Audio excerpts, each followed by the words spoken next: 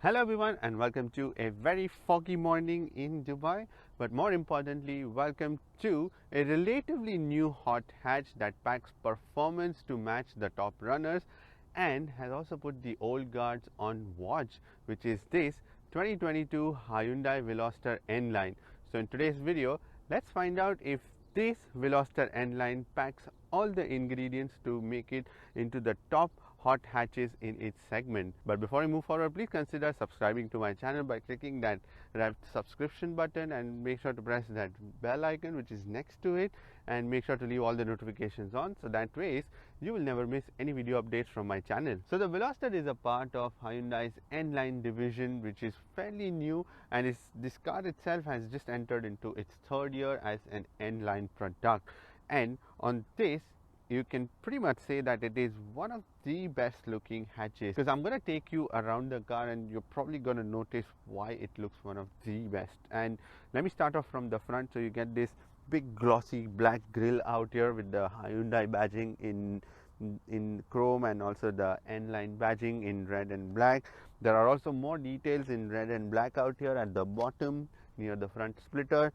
The red details out here. There's also a silver plate that goes, and then there is this you would think that it's like a slot, but yeah, it's just like a plastic trim which is being covered out here.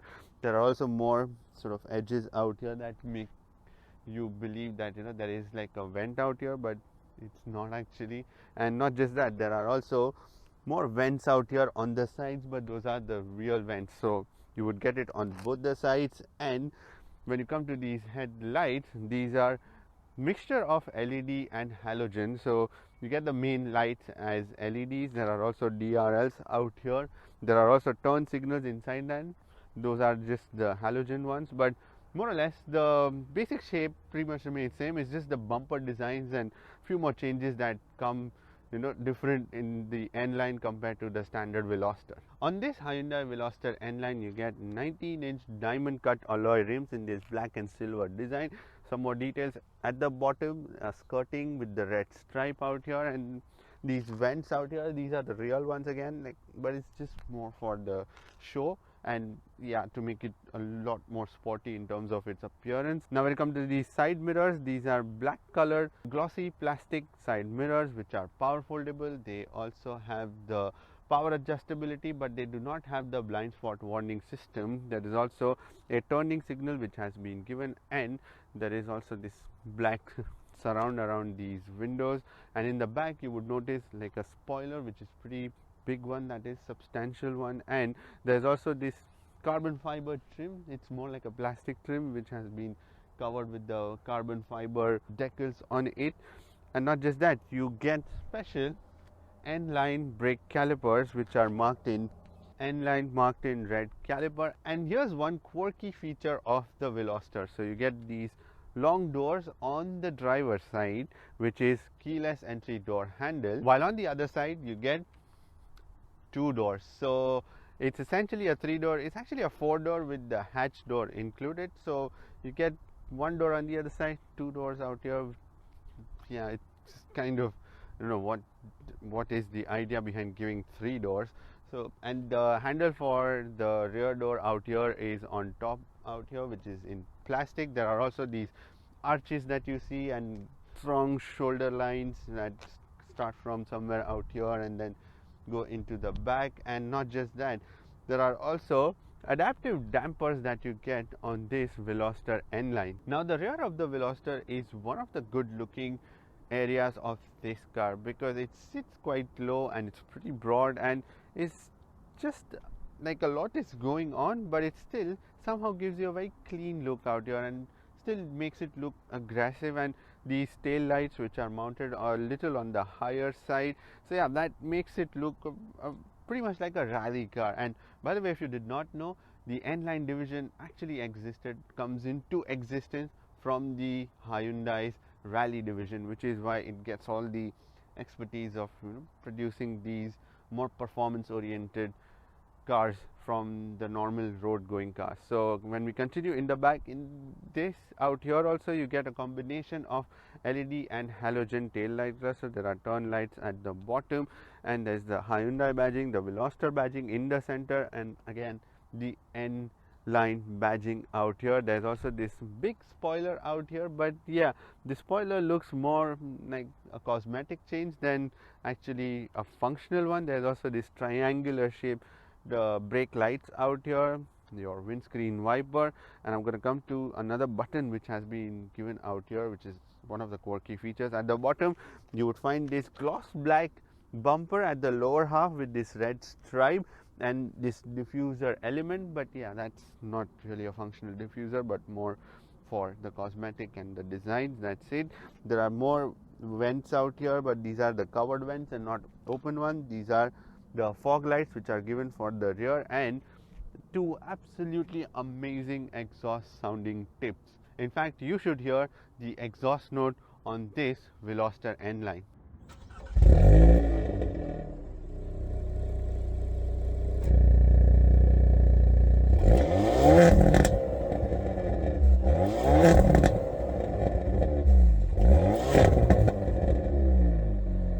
Now when you come to the boot space, in order to open the boot door on this Veloster, the button for that is given right next to the wiper. So you press that and then you open it, and it's actually a pretty small opening door that way, because the lip is quite big out here. It's pretty substantial because the whole thing is quite raised up when it opens up. But in this setting there is also a boot separator, by the way, which I have removed to show you. Like, there's quite a bit of space out here, but there's also space to put that boot separator at the bottom, so you're pretty sorted that way. The bottom of this boot floor you would find a temporary spare wheel along with all the tool kits. So when the rear seats are upright, you can put 564 liters of luggage, which is pretty big that way for a hatchback that is so tiny from the inside. But yeah, it's quite deep that way, and there is also, as I mentioned,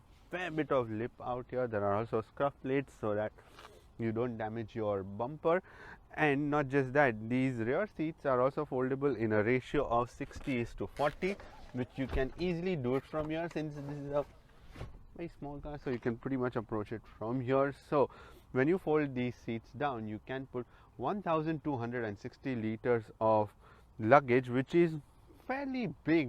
Again, this is because this car is pretty performance oriented, so I would expect the practicality features to be a little lower, but then yeah, Hyundai still managed to give you lots of boot space. But there's also a bit of a step out here, so yeah, if you don't mind that, then yeah, there is still ample of boot space. The only thing is that you have to lift your luggage and then put it inside, and then when you're going to be taking it out, yeah, you have to put a bit of effort to take it out as well. Now on the inside of this new Veloster N line, the material quality is something that I have to report to you guys, because yeah, that needs a bit of improvement, I'm afraid. Because let's be honest, you get plastic dashboard out here, quite hard one. Even out here there's plastic, solid plastic, here plastic. Even this design that they've given, all of that is plastic. Even the door cards, like, the problem is that the driver side door is so long, and which is why there is a long stretch of plastic that you can see. And not just that, the design itself is pretty plain, so there's nothing colorful in it, so you get just black color plastic. Even out here, plastic, and then instead of 4 switches you get 3 switches, because on the driver side the rear windows do not wind down, but on the passenger side they do, so you get 3 switches, which is quite an odd combination to see. But when you're going to be resting hands, that's where they've given soft touch plastic at the bottom. Plastic, even out here there's plastic. This is soft touch, little bit soft, but yeah, lots of plastic. The only place that you will find leather is on the steering wheel and on the seats on the sides, but yeah, that's pretty much it. So yeah, and it's just that there needs to be some sort of design, that matches with the exterior of the car, because the exterior of the car looks so good. The interior, yeah, it just sort of takes a little bit of a dive when you look at it. Now when you come to the driver's display, you get a traditional dial display on both the sides, so you get a rev counter on your left and a speedometer on the right, and in the center you get a screen which shows you the various bit of driving data and other information. So you can see your digital speed, you can see your fuel economy, your accumulated info, your driving info, and you can also go to another mode where you can see your compass, you can also see your tire pressures, then you can come back to the same gauges. So that's pretty much it in terms of the appearance. And when you change the different driving modes which you get on this one, some really cool ones, so when you change them you can see the driving modes on your screen itself. There's also an N logo on your rev counter on the left side, so they've given some neat touches of N line also inside the car and outside the car, so I'm gonna come to that as well. Now when you come to the steering wheel, this is a leather covered steering wheel with a light blue stitching and perforated design, half perforated, and it's a round one, not a flat bottom or anything. So yeah, the steering wheel design is rather good, and it's also soft and pretty good to grip. And there are also paddle shifters, metal ones, which are given in the back, and they are decently long enough, so while driving you can get a grip of changing by using these paddle shifters. And the steering wheel is also tilt and telescopic, so you can adjust both and get the best possible angle to your steering wheel. And not just that, there are two blue buttons which are now given on your steering wheel, and these are like your fast buttons to change the driving modes. Now this is what I like about the Veloster. They've introduced these buttons, and it's actually quite easy to now change the driving modes, because while driving is just so much easy and it's convenient, the buttons are right here. So you get three different driving modes, which is your normal, sport and eco. And not just that, the button on the right side will let you change into two more different sport mode, which is your N custom mode and N standard mode. So the standard mode is everything is dialed up, but in the custom mode you can adjust everything from the infotainment screen. And not just that, when you go into the N custom mode, the settings that you see on your screen is pretty cool.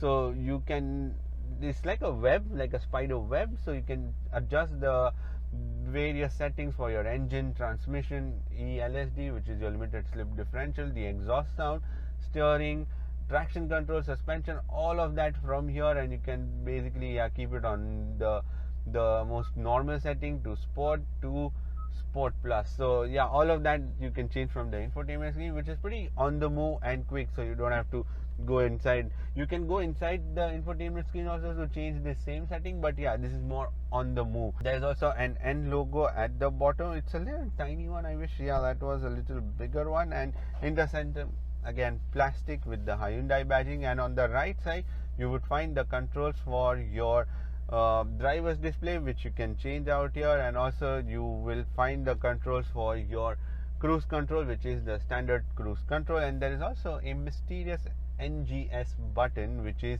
the Grin Shift button. Now that information also can be seen on your dashboard in the center screen, that tiny one.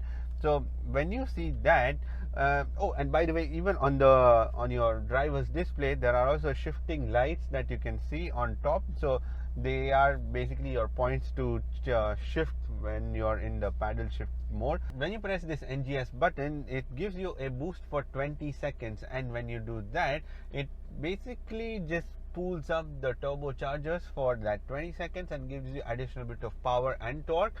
And that for 20 seconds also, it just makes all the settings of the car to extreme levels and changes everything to extreme. And yeah, you get a lot of performance. I'm gonna show you that when we go for a drive. But yeah, that's like a convenient button, but quite a mysterious one if you don't know. Because yeah, when I sat in the car and I pressed it, yeah, the car started just going right quick, and I was like, what the hell is happening? And then that's how I figured out this button was for that. Now on the left side you would find the controls for your infotainment and also the communication. So yeah, there are lots of things which are happening on your steering wheel. When you come to the air conditioning, straightforward button operated air conditioning system, and it's a single zone air conditioning system, so you can easily just switch on from here by turning the dial on the right side for your fan, and on the left side the controls for your temperature that you can change, and then you can change the direction of air. And there is also a climate button, so when you press that,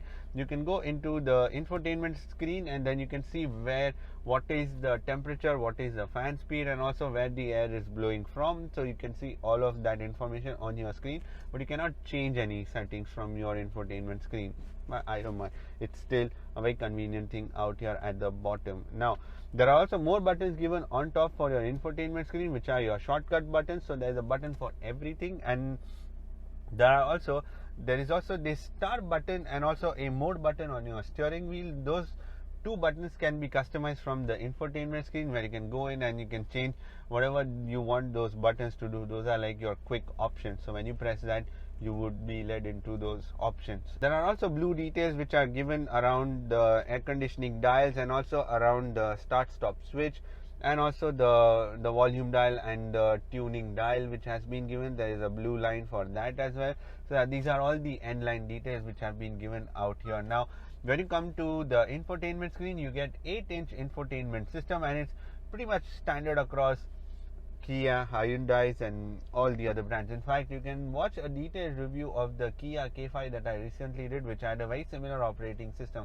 So you can click on the pop-up banner out here and you can watch the detailed review of the Kia K5. On your main menu screen, you can slide and then you can see your maps, and the maps are pretty decent. They are quite responsive, and it's still a very fast system. Nonetheless, it does not look heavily loaded, and which is why it's simple and you can easily use it. And then there is the navigation system. There is also the phone option if you're connected to the phone, then your radio option and the media option. Now in terms of the connectivity, you can connect to this infotainment system using Bluetooth, USB. There's also wired Apple CarPlay and Android Auto. I wish that was wireless, but yeah, I think further down the generation they would start introducing the wireless connectivity option. And then there's also the sounds of nature, which you pretty much get in every Hyundai, Kia or Genesis these days. Oh, in fact, I did a detailed review of the Genesis G80, so you can click on the pop-up banner out here and you can watch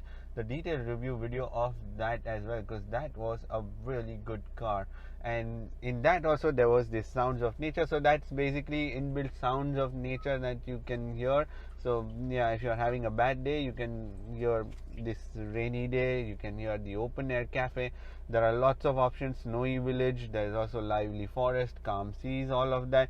And there's one annoying feature, and that is that by default, if you click on your media and if you're not connected using Bluetooth or Android Auto, then it would lead you into the sounds of nature. So don't be alarmed if you start hearing those sounds inside the system. When it comes to the speaker system, you get 7-speaker infinity music system on this Veloster N line. And once we continue with the menu, you get the USB audio when you have any USB plugged into the USB ports. There is Apple CarPlay, then there is Android Auto, there is Qibla compass, then the N mode. Now that N mode is basically where you will find all your N driving settings, and also there is a custom screen on your infotainment screen which gives you all your information related to your driving, your custom mode, your G-force, performance timer, performance option, oil temperature, torque, turbo, everything. It's like a very simplified system, but yet it shows you a lot more information. You can change that also,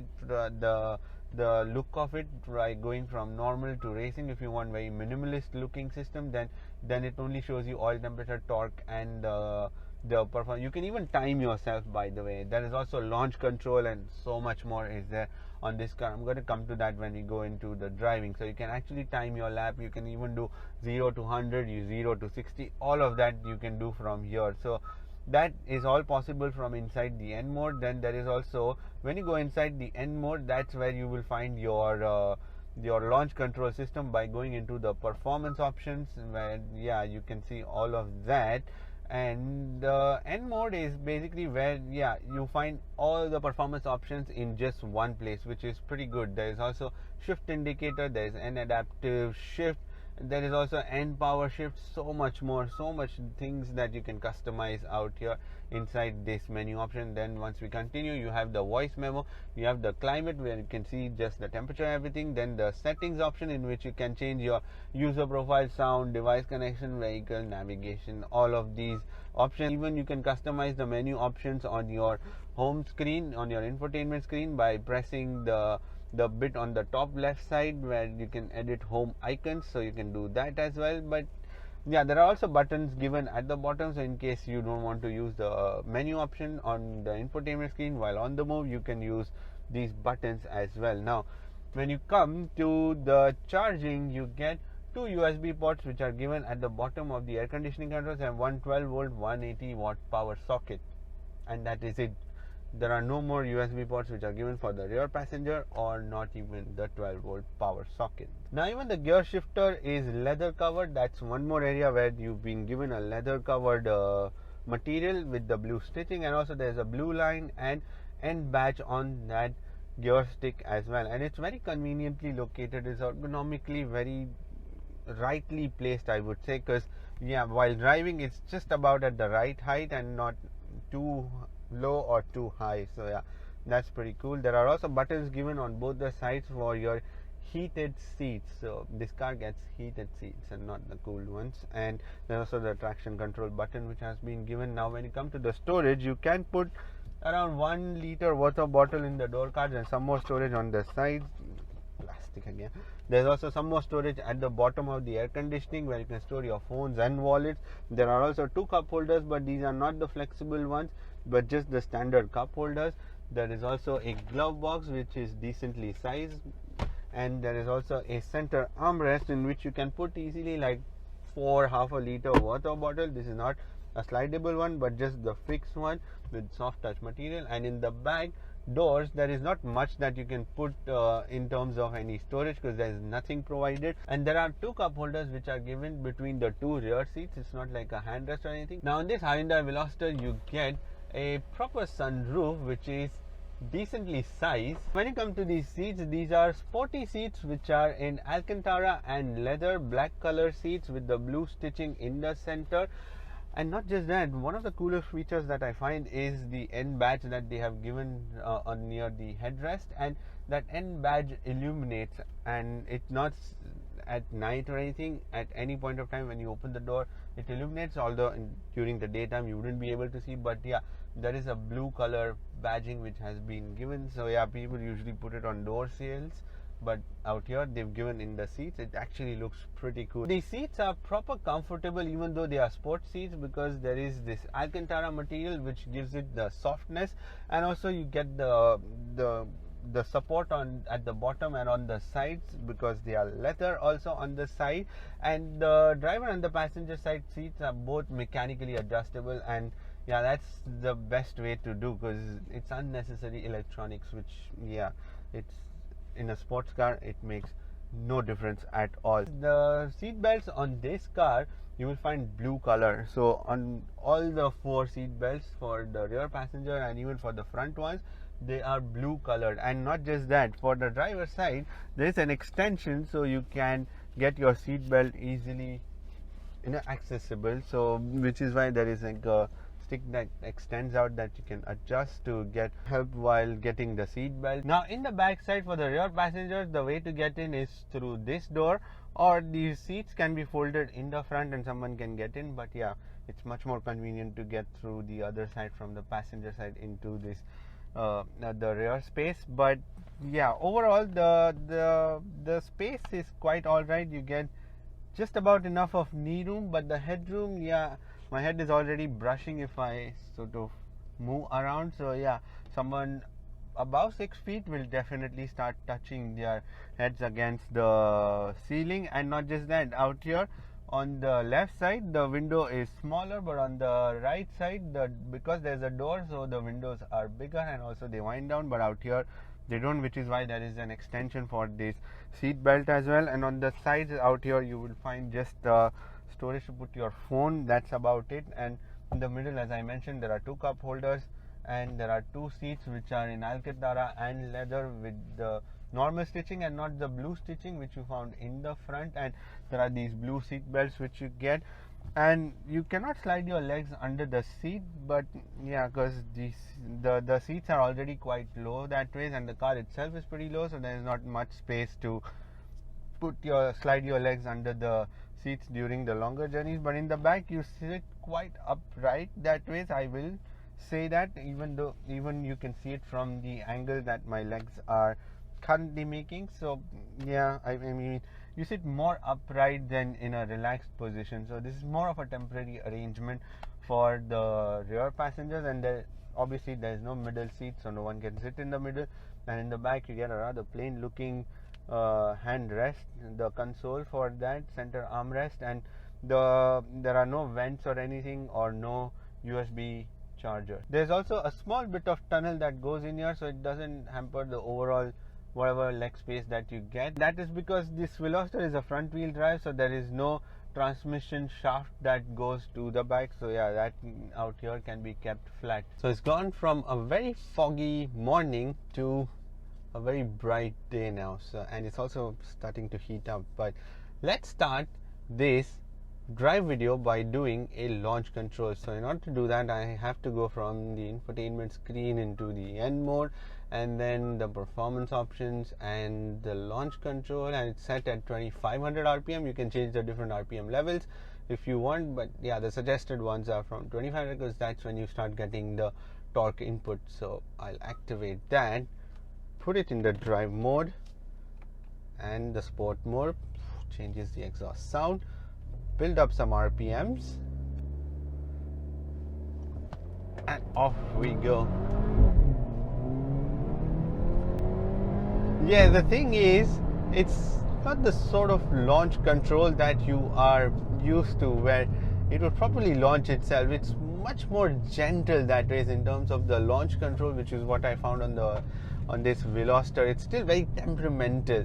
It takes its own sweet time, and not just that, there are times in between between the second and the third gear it takes a little longer. Now right now I'm in the sport mode instead of the normal mode, because let me put it in the normal mode, and then things quieten down, it becomes soft because there are adaptive dampers, so things become slightly bearable inside. But yeah, if you're in an N-line product, you have to be in a sport mode.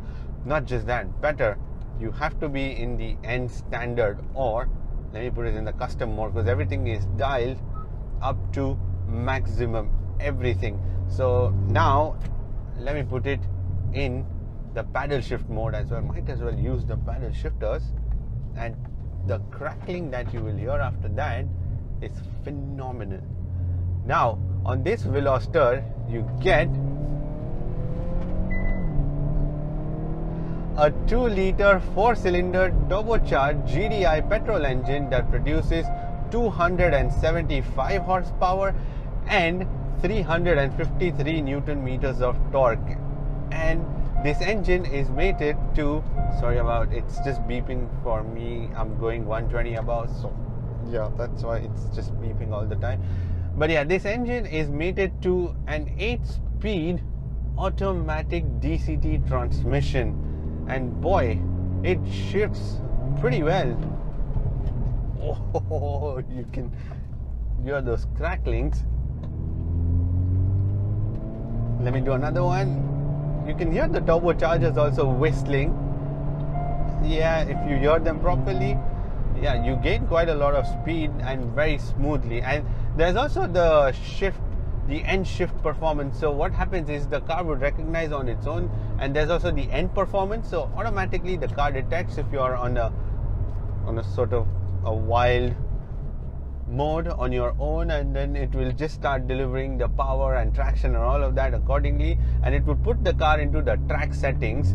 And not just that, the N shifts are the rev matching, so it's a very smooth one. You don't really feel the jerk or anything when you're shifting from one gear to the other. But boy, this engine, yeah, it's got the potential. It's got a very smooth, yeah, power delivery. Plus these seats, yeah, and it's between the 3,000 to 4,000 that you can hear all the pops and bangs. I'm gonna let you hear it, because I don't know how much my microphones are picking up, but yeah, they do. They really do. And yeah, trust me, the best mode to drive this car in is the custom mode, or better, if you don't know how to customize, then you can put it in the N standard mode, and yeah, then that's guaranteed lots of fun for you. Now there's also an ELSD, which is the electronic limited slip differential, that makes sure that there is a fairly regular delivery of power to all four wheels, and not four wheels actually, but in the front two wheels. And not just that, it's also, if you lose any traction, then it cleverly makes sure that the wheels get the traction back. So that's where the LSD would work for you. And the party trick on this Veloster actually is, there are lots of loose stuff in this car, which is why it's flying off. So the party trick in this is the NGS button. Remember I had mentioned you, which is the N Grin Shift. When I do that, now I get 20 seconds of rich boost from this engine. So now the torque is 377 Newton meters of torque, and lots of pops and crackling. So yeah, this is more like a DRS if you think of it. If you're familiar with the Formula 1 jargons, then you would know that you can do that. And in order to shift back again the NGS, you have to flick that switch again, but it takes 2.5 minutes for the system to charge, so the turbos would cool down, and then again it gives you more. So that's how you get extra bit of power, the boost, when the turbos start spooling up a little more, and then you start receiving the power from there. But yeah, that's nonetheless a pretty cool trick, and I really like this setup of the drive mode and the drive buttons. Now when it comes to the efficiency, you shouldn't be expecting a lot from this, because end of the day it's a performance machine. So you still get around 6 to 7 kilometers per liter, and on a longer drives you may get around 8 kilometers per liter. But yeah, that's pretty much the figures that you can achieve from this 2-liter turbocharged engine, because it's more oriented towards the performance side and not towards the daily fuel economical side. If you want that, then there is a standard Veloster for you. When you come to the suspensions, since this is an N-line product, this suspension is obviously on the harder side, and you also get the N adaptive dampers, meaning you get variable damping based on the different modes that you are in. But yeah, even the comfort mode, that is quite hard, I'll be honest, especially if you're going over the bumps. And God forgive, if you are in a sport mode, you're literally going to be thrown up the roof. It's happened to me most of the time. So yeah, make sure you go very, very, very slow over some of the bumps. So let me do a slalom and show you how hard this setup is. Yeah, lots of things are going to fly off. But yeah, you get the point. Like, if you put it in the sport mode, you get decent amount of stiffness from the suspension, and it's not much of a roll as well. The thing about the steering is that it's good. I like it, but the thing is, it still lacks some amount of precision which you want from a car. Now this car has a brilliant chassis. It's got a lot going on. Like, it's got a lot of potential to be explored from the package also, which I'm pretty sure in future there will be more upgrades and stuff. But yeah, the steering that way feels rather good.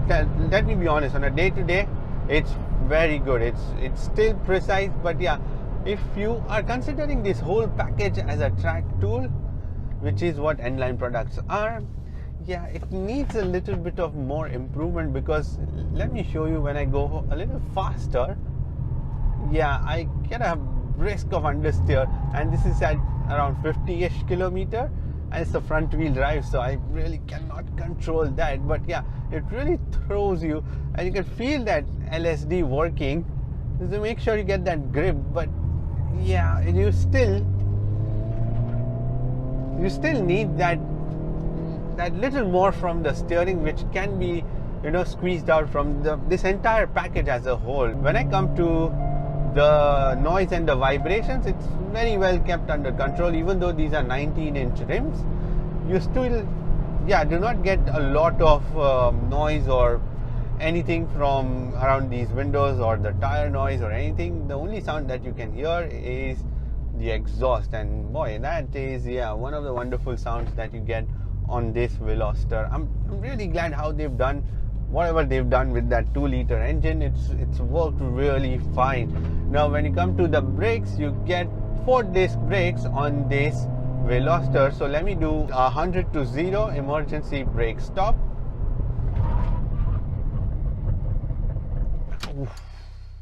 Yeah, well, so the thing is, I want to discuss a little bit more about these brakes, and that is these brakes. Yeah, this is one more area which needs to be further improved. So they feel a little soft. They are not that confidence inducing. They, especially for a performance car, I'm just stating these facts because this is an N-line product.